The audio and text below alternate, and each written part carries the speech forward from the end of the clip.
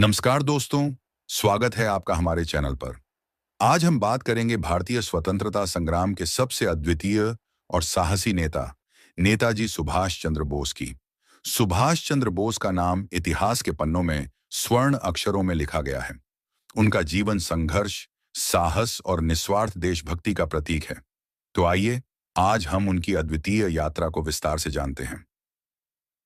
सुभाष चंद्र बोस का जन्म 23 जनवरी 97 को ओडिशा के कटक शहर में हुआ था। वे अपने माता पिता के 14 बच्चों में से 9वें थे। उनके पिता जानकीनाथ बोस एक प्रतिष्ठित वकील थे और उनकी मां प्रभावती देवी एक धार्मिक महिला थीं। प्रारंभ से ही सुभाष का मन शिक्षा और विचारों में गहरा था। वे बहुत मेधावी छात्र थे और 1913 में कलकत्ता, अब कोलकाता के प्रेसिडेंसी कॉलेज में दाखिला लिया। उनके अंदर देशभक्ति की भावना बचपन से ही जागृत थी। प्रेसिडेंसी कॉलेज में पढ़ाई के दौरान एक ब्रिटिश प्रोफेसर द्वारा भारतीय छात्रों के खिलाफ की गई नस्लीय टिप्पणी ने सुभाष को आक्रोशित कर दिया, जिसके परिणाम स्वरूप उन्होंने उस प्रोफेसर का विरोध किया और उन्हें कॉलेज से निकाल दिया गया। लेकिन इससे उनकी देशभक्ति और अधिक प्रबल हो गई। इसके बाद उन्होंने स्कॉटिश चर्च कॉलेज से स्नातक किया और भारतीय सिविल सेवा की परीक्षा देने के लिए इंग्लैंड चले गए। भारतीय सिविल सेवा छोड़ने का साहसिक निर्णय। 1920 में सुभाष ने भारतीय सिविल सेवा की परीक्षा में चौथा स्थान प्राप्त किया, जो उस समय एक बहुत बड़ी उपलब्धि मानी जाती थी। लेकिन वे अंग्रेजों की गुलामी में काम नहीं करना चाहते थे। देश की सेवा का विचार उनके मन में सबसे ऊपर था। 1921 में उन्होंने सिविल सेवा की प्रतिष्ठित नौकरी से इस्तीफा दे दिया और पूरी तरह से भारत की स्वतंत्रता की लड़ाई में जुट गए। यह निर्णय उनके देशभक्त व्यक्तित्व का परिचायक था।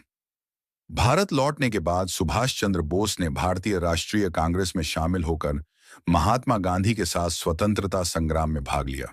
गांधी जी के अहिंसा के मार्ग का वे सम्मान करते थे, लेकिन वे खुद इस विचारधारा से पूरी तरह सहमत नहीं थे। उनका मानना था कि भारत को स्वतंत्रता दिलाने के लिए सशस्त्र संघर्ष की आवश्यकता है। उनकी क्रांतिकारी विचारधारा ने उन्हें कांग्रेस के भीतर एक मजबूत और अलग पहचान दिलाई। 1938 में वे कांग्रेस के अध्यक्ष चुने गए, लेकिन 1939 में महात्मा गांधी और अन्य नेताओं के साथ मतभेदों के कारण उन्होंने अध्यक्ष पद से इस्तीफा दे दिया। सुभाष चंद्र बोस की देशभक्ति सीमाओं से परे थी।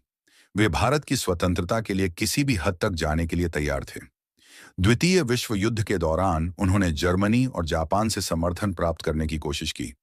उनका विचार था कि दुश्मन का दुश्मन दोस्त होता है, इसलिए उन्होंने उन देशों का समर्थन लिया जो ब्रिटिश सरकार के खिलाफ थे। 1942 में उन्होंने सिंगापुर में आजाद हिंद फौज की स्थापना की। उन्होंने भारतीय युवाओं को स्वतंत्रता संग्राम में हिस्सा लेने के लिए प्रेरित किया और दिल्ली चलो का नारा दिया। बोस ने स्पष्ट किया कि उनके लिए स्वतंत्रता का मतलब केवल अंग्रेजों की हार नहीं, बल्कि हर भारतीय के लिए सम्मान और स्वाभिमान से जीने का अधिकार है। नेताजी सुभाष चंद्र बोस की नेतृत्व क्षमता अद्वितीय थी। उनके "तुम मुझे खून दो, मैं तुम्हें आजादी दूंगा" के नारे ने लाखों भारतीयों के दिलों में आजादी की चिंगारी जलाई। उन्होंने महिलाओं की भी एक स्वतंत्र बटालियन बनाई, जिसका नाम था रानी झांसी रेजिमेंट। नेताजी का सपना था कि भारतीय सेना न केवल अंग्रेजों से लड़े, बल्कि एक स्वाधीन भारत का निर्माण करे, जो सभी जातियों और धर्मों का सम्मान करे। हालांकि द्वितीय विश्व युद्ध में जापान और जर्मनी की हार के बाद नेताजी का संघर्ष कमजोर पड़ गया। फिर भी उनका अदम्य साहस और दृढ़ निश्चय कभी नहीं डिगा। 18 अगस्त 1945 को खबर आई कि ताइवान में एक विमान दुर्घटना में सुभाष चंद्र बोस की मृत्यु हो गई। लेकिन उनकी मृत्यु को लेकर कई विवाद और प्रश्न उठते रहे। कुछ लोगों का मानना है कि वे उस दुर्घटना में नहीं मरे थे और गुप्त रूप से उन्होंने अपनी लड़ाई जारी रखी। उनके अनुयायी आज भी मानते हैं कि उनकी मृत्यु एक रहस्य है और इस पर इतिहास में बहुत से विचार हैं। नेताजी सुभाष चंद्र बोस का जीवन हमें सिखाता है कि स्वतंत्रता के लिए आत्म बलिदान कितना महत्वपूर्ण होता है। उन्होंने जो रास्ता दिखाया, उसने भारतीय स्वतंत्रता संग्राम को एक नई दिशा दी। उनके संघर्ष ने देश के लाखों लोगों के दिलों में स्वतंत्रता की लौ को प्रज्वलित किया।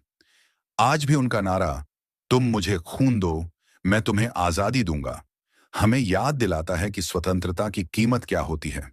नेताजी की देशभक्ति और साहस हम सबके लिए प्रेरणा का स्रोत हैं। दोस्तों, इस वीडियो को देखने के लिए आपका धन्यवाद। अगर आपको यह वीडियो पसंद आया हो तो लाइक करें, हमारे चैनल को सब्सक्राइब करें